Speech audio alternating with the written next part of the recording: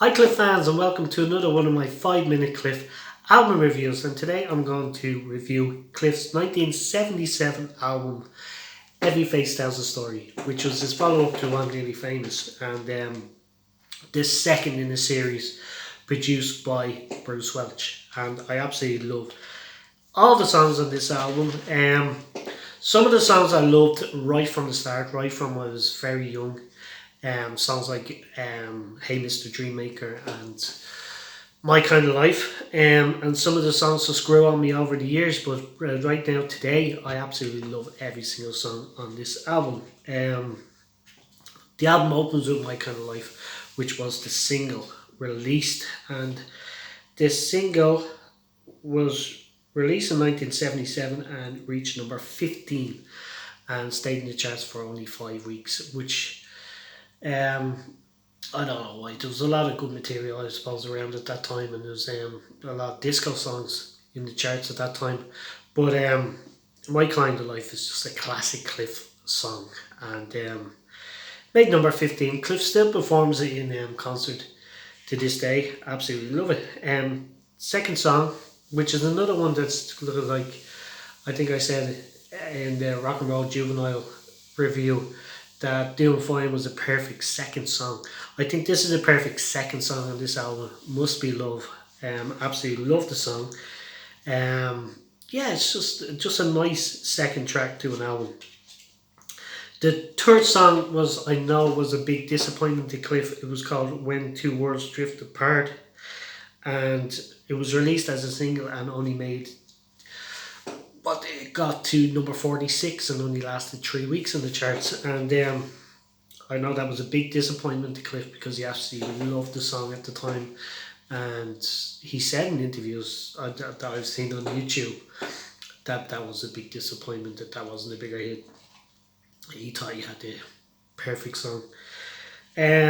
But I absolutely love it when Two Words Drift Apart.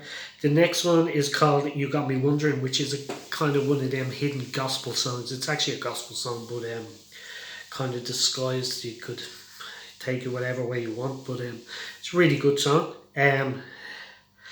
The fifth song is Every Face Tells a Story, the title song, which was previously on an Olivia Newton-John album, and some of the words were changed for Cliff. Um, and it was, I think it was turned more into a gospel song for Cliff, and absolutely love the song.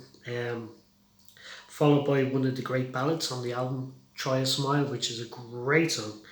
Absolutely love it. Hey Mr. Dreammaker is probably a lot of the fans' favourite song on this album. I absolutely love it as well.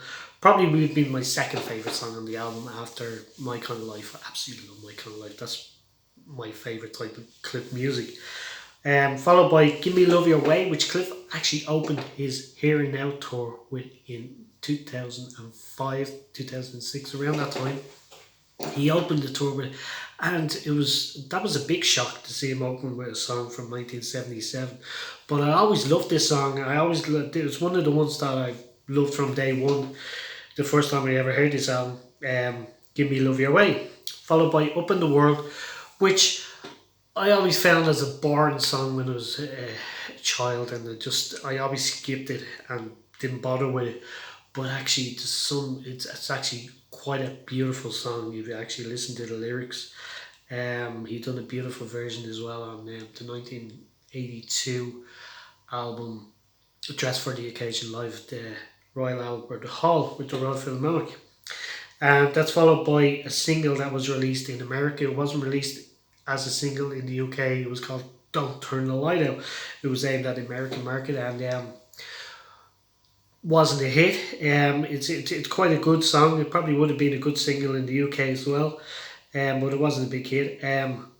Followed by It'll Be Me Babe, which was originally recorded by The Shadows. I think The Shadows actually wrote the song.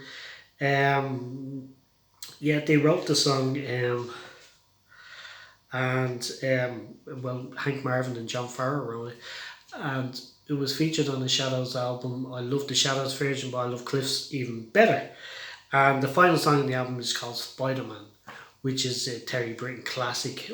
Probably the guitar solo goes on a bit long at the end for me, but what a great track. And so, ranking this album, I